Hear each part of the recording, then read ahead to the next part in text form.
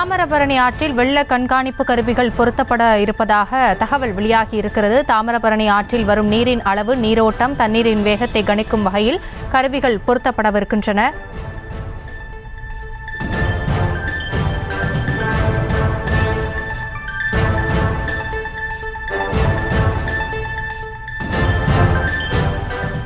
இதுகுறித்த கூடுதல் விவரங்களோடு நேரலையில் இணையவிருக்கிறார் எமது செய்தியாளர் ராஜா.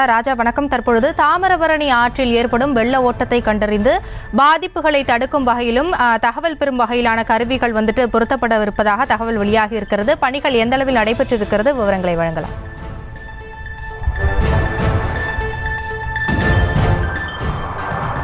வணக்கம் ஹாசினி. நம்ம திருநெல்வேலி நிற்கக்கூடிய பகுதி திருநெல்வேலியில் தாமிரபரணி ஆற்று பகுதியில் நிற்கிறோம். ஆற்று பகுதி மேம்பாலம் பகுதியில் நிற்கிறோம். இந்த மேம்பால பகுதியில் இப்போ பார்த்தீங்கன்னா ஒரு கருவி பார்த்துருப்பீங்க. இந்த கருவி தான் இப்போ புதுமையாக பொருத்திருக்கிறாங்க.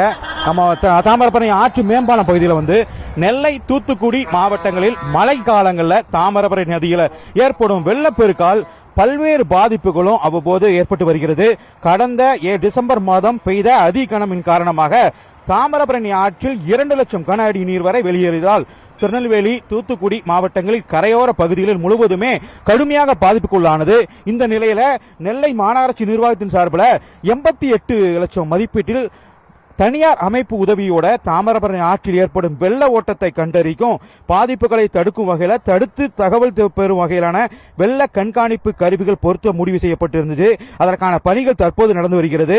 திருநெல்வேலி மாவட்டத்தில் தாமிரபரணி மற்றும் மணிமுத்தாறு ஆகியவை இணையும் இடமான ஆலடியூர் தொடங்கி தாமிரபரணி நதி தூத்துக்குடி மாவட்டத்திற்கு செல்லும் இடமான முரப்பநாடு வர 10 இடங்களில் வெள்ள பாதிப்புகளை கண்டறியும் அதிநவீன தொழில்நுட்ப வசதிகளோட கூடிய கண்காணிப்பு கருவிகள் அமைக்கப்பட்டிருக்கிறது. இந்த கருவிகள் மூலம் தாமிரபரணி ஆற்றில் வரும் நீரின் அளவு, வெள்ளத்தின் போது நீரோட்டம் மற்றும் தண்ணீரின் வேகம் உள்ளிட்டவர்களை கணிக்க முடியும். நெல்லை மாவட்டத்தை பொறுத்தவரைக்கும் தாமிரபரணி நதி செல்லும் முக்கிய பாலங்களில் 10 இடங்களில் இந்த கருவி அமைக்கப்பட்டிருக்கிறது. இந்த கருவி 360 டிகிரி கோணத்தில் படம் பிடிக்கும். அதிநவீன சென்சார் கேமரா மற்றும் சென்சார் போர்டுகள் இடம்பெற்றிருக்கிறது. இந்த கருவியில் இயங்குவதற்கு தேவையான மின்சாரம் பெறுவதற்காக சோலார் பேனல்களும் மற்றும் பேட்டரிகள் பொருத்தப்பட்டிருக்கிறது. வெள்ள காலங்களில் பெரும் சேதத்தை தவிர்க்கும் வகையில் இந்த கருவிகள் மூலம் கண்காணிக்கும் வகைகள் அமைக்கப்பட்டிருக்கிறது. வெள்ள கண்காணிப்பு கருவியில் இருந்து பெறக்கூடிய தகவல்கள் அனைத்தும் நெல்லை மாவட்ட ஆட்சியர் அலுவலகத்தில் உள்ள ஒருங்கிணைந்த கட்டுப்பாட்டு அறை மற்றும் மாநகராட்சி அலுவலக கட்டுப்பாட்டு அறைக்கும் அனுப்பி வைக்கப்படுகிறது. அங்கிருந்து தண்ணீர் வேகம், தண்ணீருடைய அளவு மற்றும் தண்ணீர் செல்லும் பாதைகளை கணக்கிட்டு வெள்ள தடுப்பு நடவடிக்கைகள் உடனுக்குடன் எடுத்து அதிகாரிகள் மேல் வரிவேகை செய்யப்பட்டிருக்கிறது.